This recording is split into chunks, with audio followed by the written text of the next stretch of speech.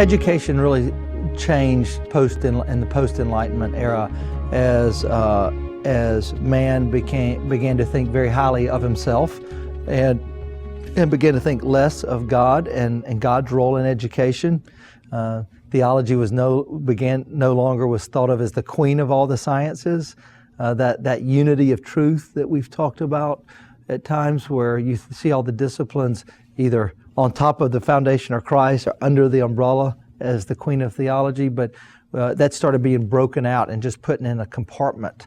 And even the removal of Latin from core curriculum wasn't so much because it was an unuseful dead language, but it was the language of the church. It was the language of theistic Christian education.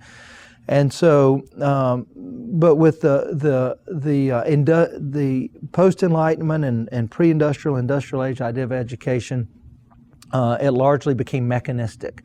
That humans, that children are put in a process, and you put them through, and you go through these steps, just like much like a manufacturing process, and you get this product that will then go serve a function in society, if you will. It became less about soul formation and about truth, beauty, and goodness, because those ideals were being questioned. They weren't. There was the belief that we couldn't base our lives and our educational system on these ideals, that they were now considered subjective. So what happened is our education system began to be dominated by that Deweyan thought. And these ideals that had dominated the landscape for 1,000+ years were going away, and certainly there were liberal arts schools and Christian schools, parochial schools that held on for longer periods of time than others. But by the mid 20th century, our education had become really modern.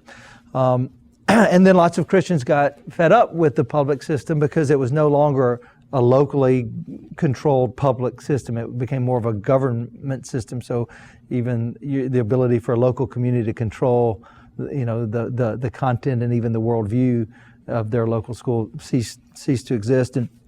And people got scared. And there was also some bad reasons that people wanted to leave the public system with desegregation. So lots of private schools were started in the 60s and 70s for good and bad reasons. But what most did, especially even the Christian schools, they pretty much took the model that existed and Christianized it and added Bible. And but the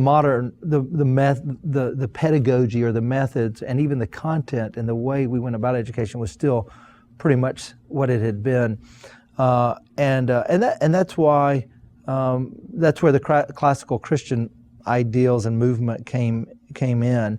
Is after 30 or 40 years of Christianized modern education, I think people began to wonder: is this really the best way to do it? So today, I think Christian schools of all types, whether they're technically classical schools or not, are trying to rethink, everything about about what they do, to make sure that their content and their pedagogy really is in line with what we know to be true about God, about man, about the world in which we live.